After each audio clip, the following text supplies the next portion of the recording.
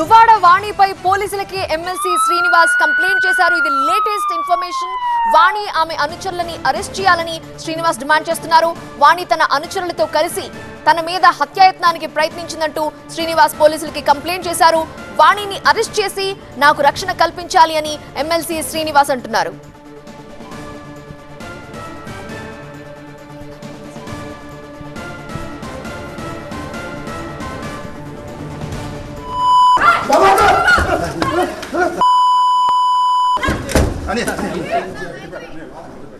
MLC Duvvada Srinivas పోలీసులకి complaint చేస్తున్న దృశ్యం మనం టీవీ9 స్క్రీన్ మీద చూస్తున్నాము.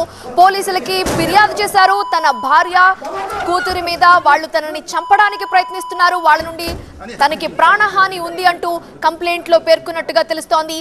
వాణిని అరెస్ట్ చేసి తనకు రక్షణ కల్పించాలని అర్ధరాత్రి తన ఇంట్లోకి చొరపడేందుకు కట్టర్లతో గేట్లని కత్తిరించి లోపలికి రావడానికి ప్రయత్నించారు. తనపై దాడి చేయడానికి యత్నించారంటూ తన సొంత భార్యపైనే కంప్లైంట్ చేశారు ఎమ్మెల్సీ శ్రీనివాస్.